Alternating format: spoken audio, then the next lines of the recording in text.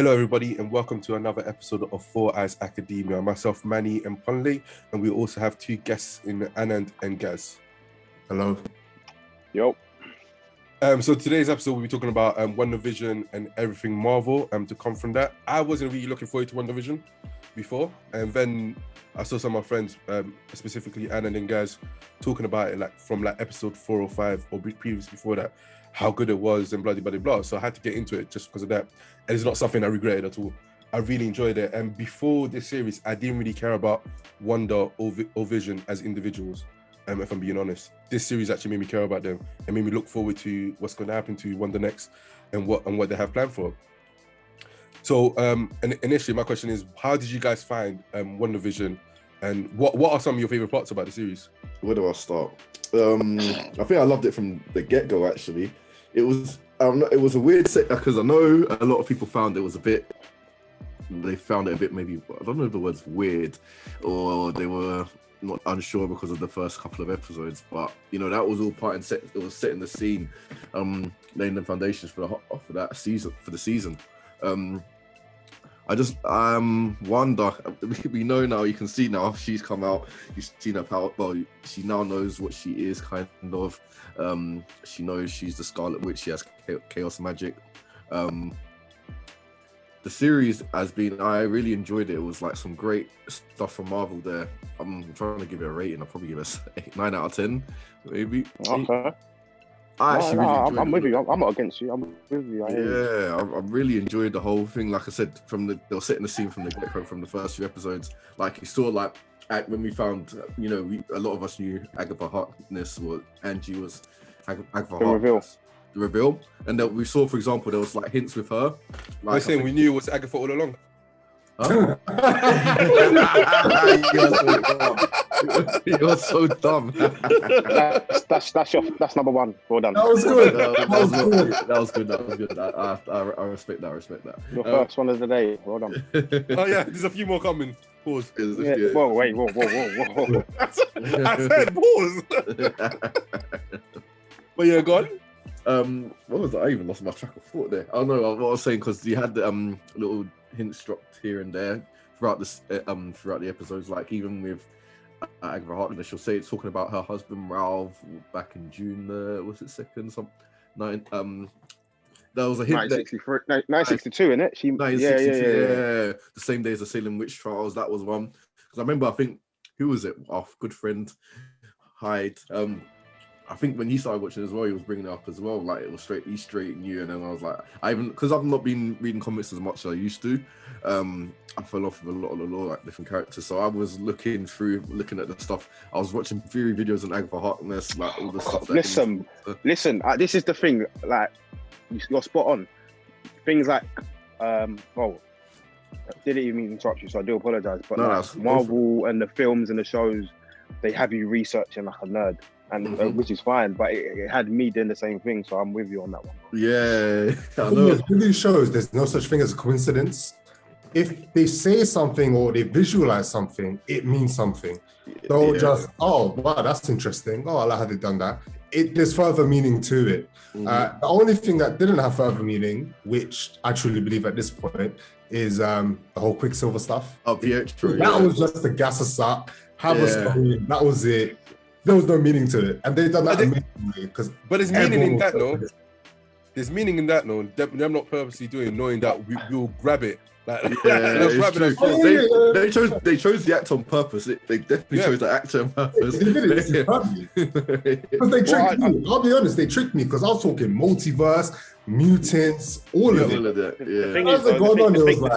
The thing is with that though, and obviously we might get into it more as the pod goes on, but they did that as a teaser, but I think they also did that to let us know that we already know mutants will come, but they're doing it to remind you that, okay, if this isn't the way, there will be another way, and to excite you that, well, in my mind now, the way I see it is, okay, they're not coming in this way, but mutants will be involved in another way. So now we need to find out how they're going to introduce mutants. I'm glad they didn't introduce mutants here or Fantastic Four, anyone else, because they wouldn't have done them justice. These are major franchises.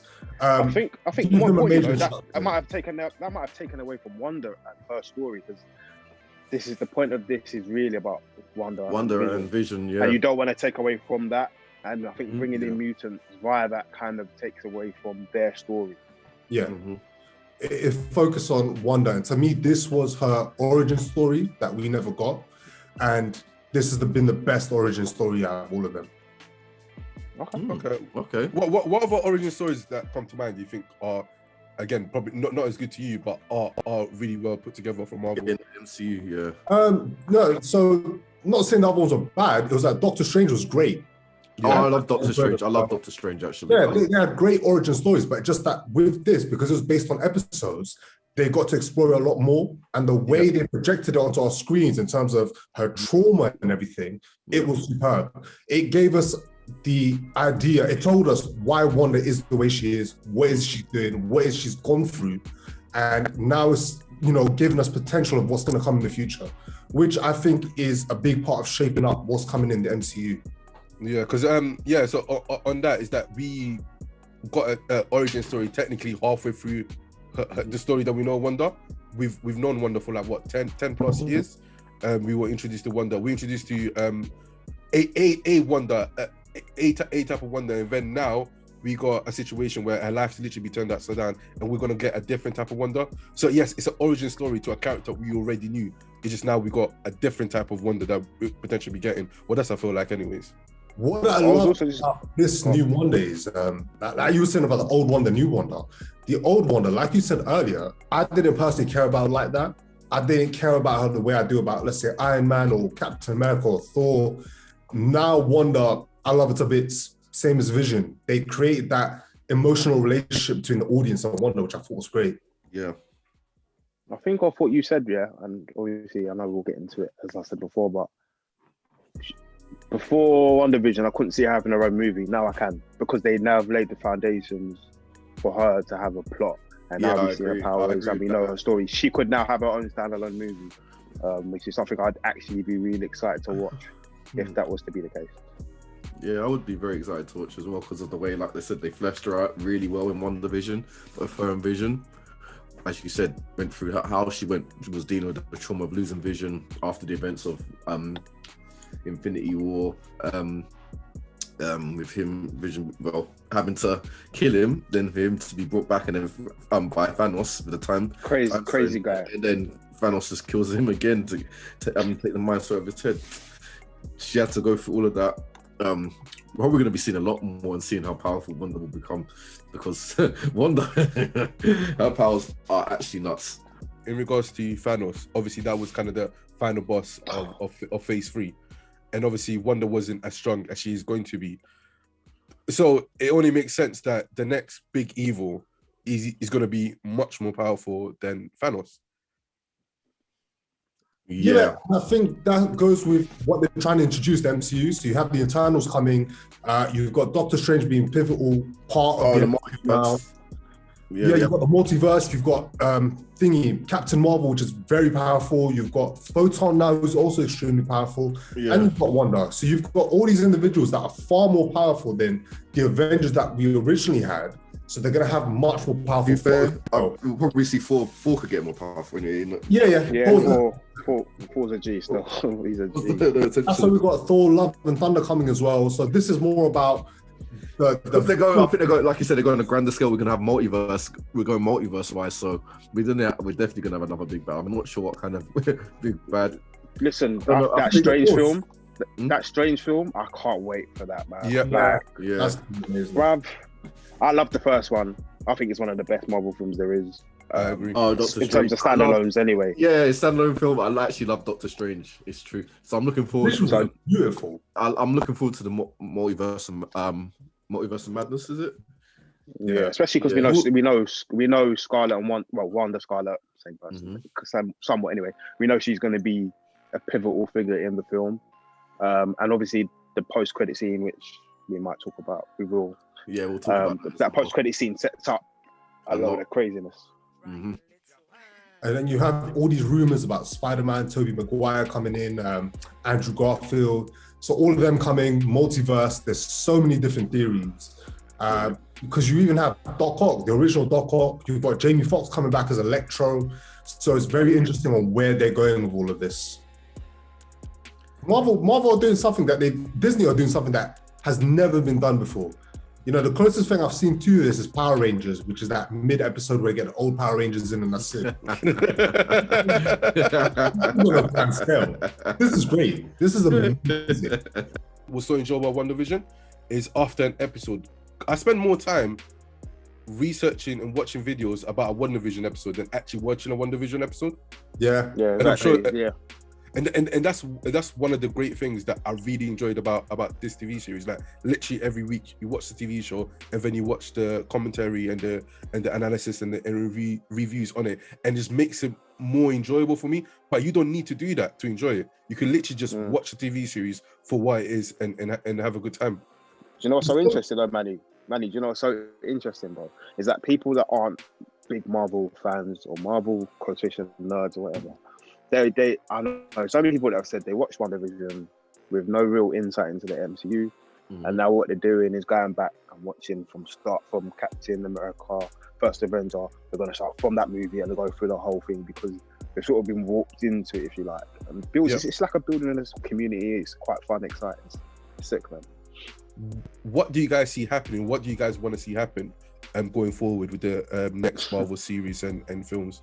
That mountain is very, very interesting, that area she's in, because that is where she essentially grew up or got her power. No, that's not been confirmed though. That's not been confirmed. We're theorizing. No, it's not. I'm talking about the comics.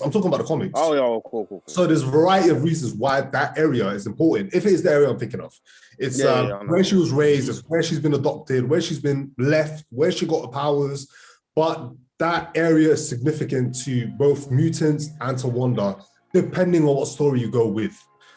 So seeing that was great. Regarding where they're going, I feel like the way they cut it off when she heard her children is she looks for her children. Yeah, and this is what she looks for. The children, I think they're still alive anyway, because even though when they had that the town mate, she inadvertently used her powers and stuff, she did make the kids real from her. She literally made them kids, so I think they're alive somewhere, so she's gonna be searching for them. Correct me if I'm wrong. Sorry, go on. No, go for it, Alan. Correct me if I'm wrong, but chaos magic is derived from like hell and all of that. Is chaos magic from another dimension? It's from, I can't remember. In the comics, I can't remember the name of the person.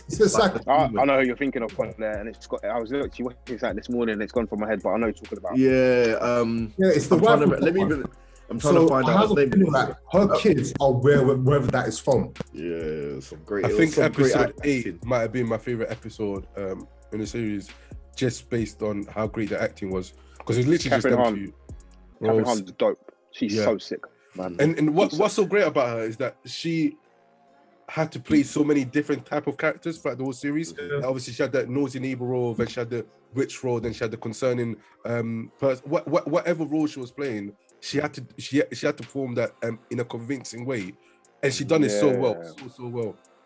Facial expressions, voice projection, different types of cadences in her voice for the different roles. I think she's so cold. And obviously, we already knew about Elizabeth Olsen, but she really took it to another level with her performance because she was given a role where she is the most important person.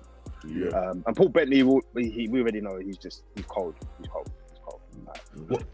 The fact that she's just given a range of different emotions that she could delve into throughout these 9 episodes, and she done it in a great way.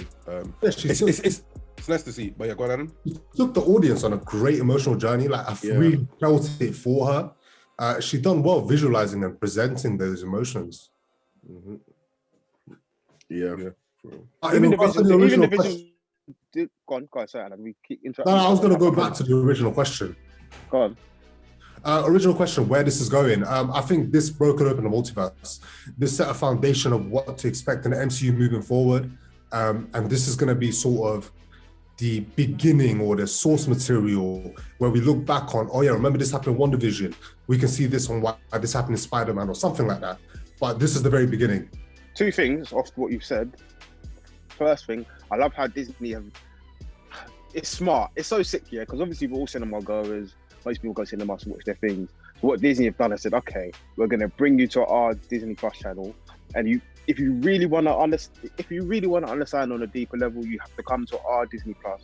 to then reference certain things to then go back to the cinema and watch the next movie. So with Doctor Strange, for example, you can go and watch Doctor Strange and enjoy it, and that's great. But if you really want to understand Doctor Strange 2, you're gonna have to go back to Disney Plus, watch some Scarlet Witch, maybe watch some Loki. I don't know. Like, I know there's some multiverse stuff in the Loki series. Yeah, there probably will be. But you have to go back to their thing to understand what's going on in the next phase of the MCU, which is dope. The next film again is going to be very interesting. I can't, like I said, I just can't wait for the multiverse. I need that film. It is. You can yeah. see how the Eternals are linked to Doctor Strange, linked to WandaVision, that's linked to Loki. All of these are linked. You know they are. You just need you need the story. You need them to say that. We just need to, because like we said, the MCU have had a great knack for story building. You've seen it since 2008 with the first Iron Man, and I think Iron Man and Incredible Hulk came out that year. But mostly we'll go to Iron Man. But you've seen since then they've been building. They built.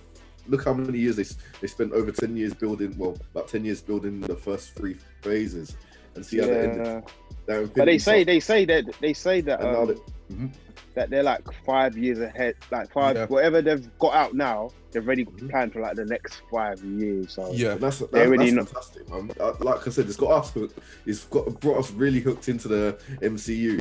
The bad thing is, this goes back to what Manny said at the beginning of the podcast. Like, even with me, when Endgame finished, I was like, you know what? I don't really care for the MCU anymore. I don't really care for outer space. WandaVision came out, and I was like, you know what? I'm into the MCU. Let me watch WandaVision. You know, I hear you guys. And I was like, now I'm excited.